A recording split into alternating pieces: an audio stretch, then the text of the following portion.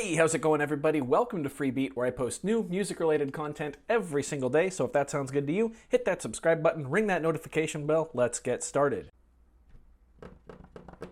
Well, the desk is empty. I guess it's time for a new piece of gear, right? How many times has that happened to you? I thought I would make today's video kind of about how to appreciate what you have and just jamming with the things that you own. I mean, we're all into the pocket operators and pocket instruments here, and typically we all own more than one, usually. And even if you only have one, I think it's very, very important to spend a lot of time with the devices that you already have. As musicians, we tend to all suffer from G.A.S. from time to time. If you don't know what G.A.S. is, that stands for Gear Acquisition Syndrome. Basically, it means that you are always looking to what your next piece of gear is going to be. I'm not going to lie, I'm doing it. I'm doing it right now. I'm really, really wanting an Arturia Micro Freak really bad, even though I just picked up a Model D a couple weeks ago. But I figured it would be a fun time to kind of, scale things back and just pick a couple pieces of gear and show you guys how I actually like to unwind off camera and how I like to jam and come up with ideas and stuff like that. And I try to make that happen as organically as possible. So, for instance, lately I've really been feeling the Korg Volca keys. So we're gonna get that. Go ahead and plug that in there. And of course we're gonna need a way to control the Volca keys, since the keyboard is really not that playable in a jam setting. So I've got the Arturia key step here. And let's see. Most of the time, this is a pretty sweet jam setup. I've been working a lot with the sequencer on the Volca keys, but we are going to need some drums. So let me reach up to my wall of pocket operators here. Let's go with the PO32 tonic. Looks like a pretty solid setup. Now, chances are, even if you only have one or two of these micro instruments, you've already got a killer jam setup right in front of you. And you just really have to sit down and find the inspiration to start playing with it. For me, that's the hardest step, is to actually start playing.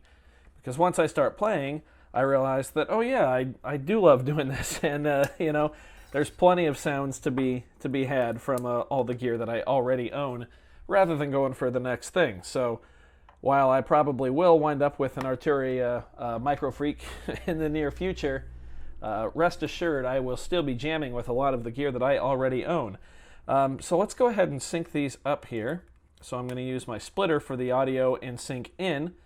On the tonic, we're going to go sync. Whoop, that goes there. Sync out of the Volca into sync in of the tonic. And then let's grab an audio cable here. And we will go audio in from the Volca into the tonic. That's going into my audio interface. A lot of cables. That's the only thing that can really hinder a spontaneous jam, is too many cables. Get the key step powered on. Oh, we got to go MIDI in still. All right, MIDI into the Volca. MIDI out of the key step. There we go. Let's get some power up in here. Let's go ahead and get the volume up there. Get the right sync mode on there. In this case, we want sync mode 4.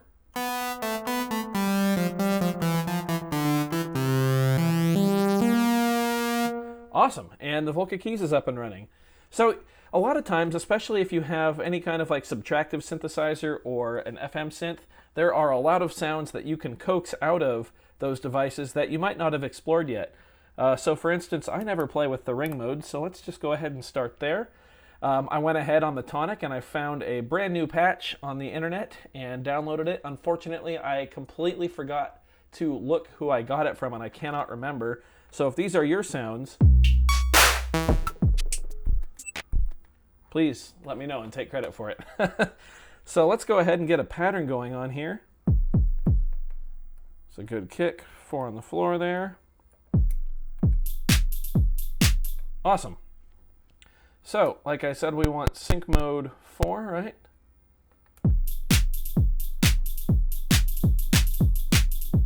And now our tempo knob on the keys will control the tempo of the tonic. And of course, if you've got two pocket operators, sync those two up. There's endless jam potential right there. Even if you had, like, I don't know, the Office and the Rhythm together, you could come up with some really cool stuff. Oh, man. That sounds awesome. See, I never play with these sounds, so I think it's important to learn the gear that you have.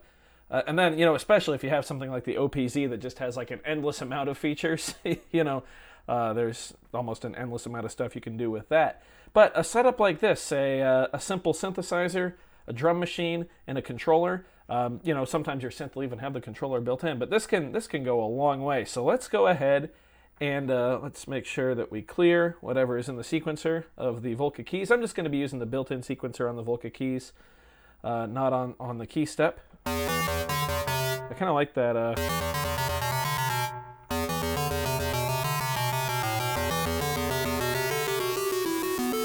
That's pretty cool. Let's go ahead and record that. Let's turn on our metronome here. Make sure, let's turn off motion sequencing, which is parameter locks on the Volca. This is going to be fast. Yikes. I can do it. 1, 2, 3, go. Oh man. All right, we're going to clear it. We're going to try that one more time. All right. Hit record. 1, 2, ready, go.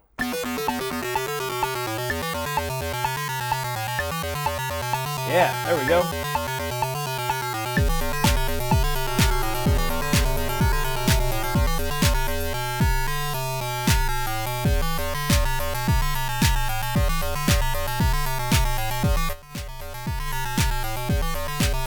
Messing with the volume there, sorry.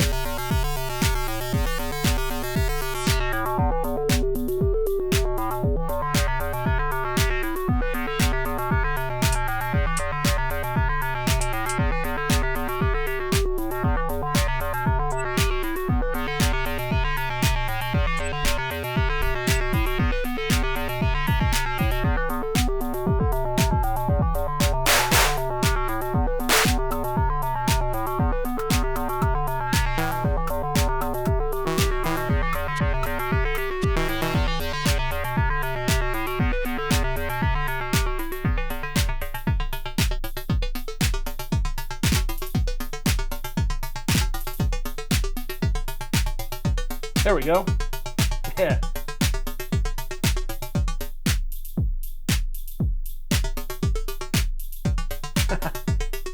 So see right there, changing portamento completely stops the tone. I don't know why. Probably because I never use unison ring or poly ring. I have no idea how to work those.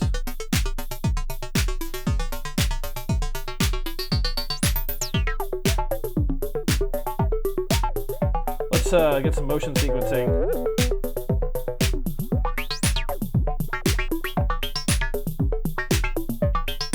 There we go. Smooth it out.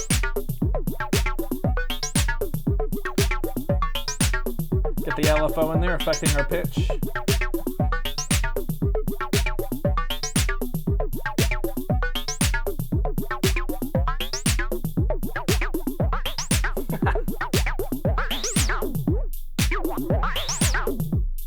See, so that's a cool trick I learned. With the mode on unison ring, if you turn up the portamento, at least when your decay and sustain are down, you can almost just mute it on the spot.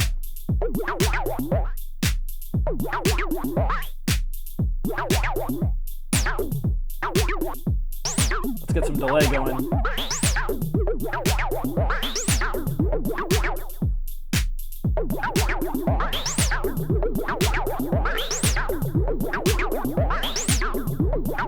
That's wild.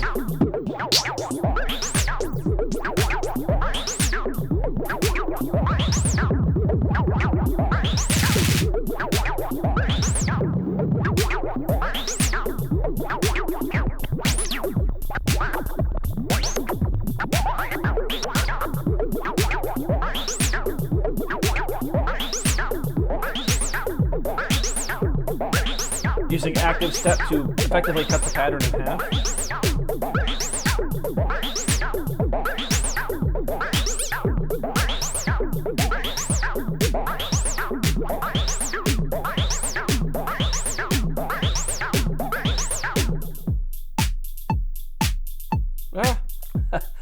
See, I'm new to active steps.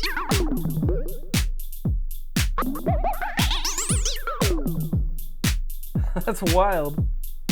I don't know what I did. Oh no. Oh God, what did I do? All right. Oh, I definitely hit clear. All right, well, that's a good time to switch it up. So I held function and swiped my finger across, and it wound up clearing some stuff. So you guys all wonder like how I got so kind of into the OPZ and pocket operators and stuff like that. It's literally just from playing with them like this. And, you know, just keeping like some solid drums going in the background. You could do this on any pocket operator, by the way. Anything with just basic drums in it. So let's go ahead and let's go to poly mode, actually. We'll go to unison. Let's get that LFO out of here.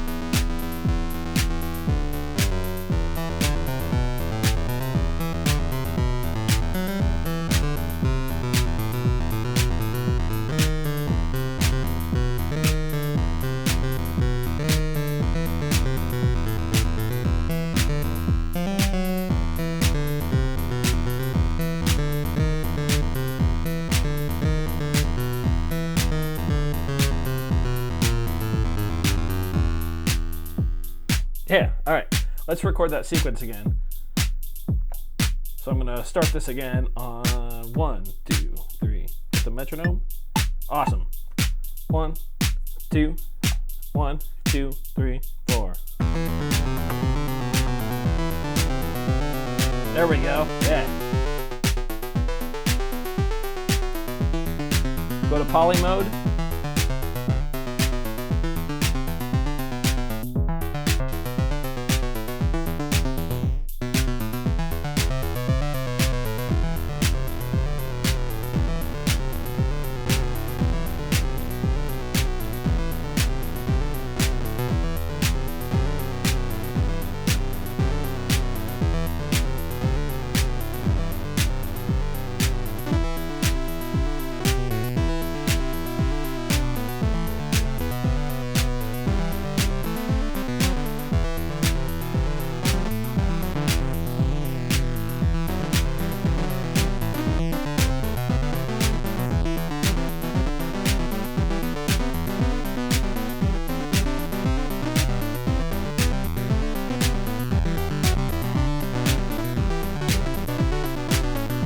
Oh, that's it. There we go.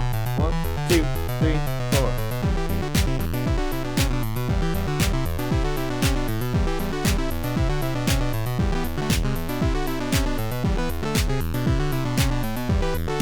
Helps if you stay in the right key.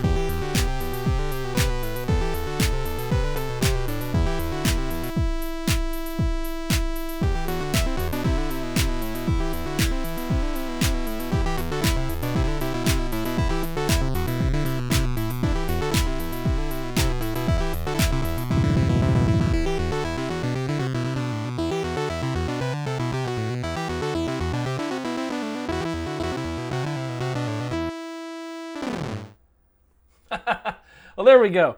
Just some fun with the gear that you own. I'm going to leave all the mistakes and all of the crappy playing in there because, well, A, I'm not a keyboard player. I'm just a dumb drummer. But that's how you learn. I picked up quite a few things, actually, about the Volca keys there and the sequencer. I'm also looking into a Volca FM, so if I wind up picking one of those up, then I've already got a head start on the sequencer. So yeah, why don't you guys leave a comment down below if you've made it this far. Let me know what your most neglected piece of gear is. And let me know how you're going to start jamming with it in the future. Aside from that, I hope you guys enjoyed this one. If you did, go ahead and leave a like on the video. If not, you can leave a dislike. That's okay too. Doesn't hurt my feelings. Just makes me try that much harder next time. Either way, be sure to hit that subscribe button. Ring that notification bell. Thanks so much for being here. Thanks for watching. We'll see you next time. Bye.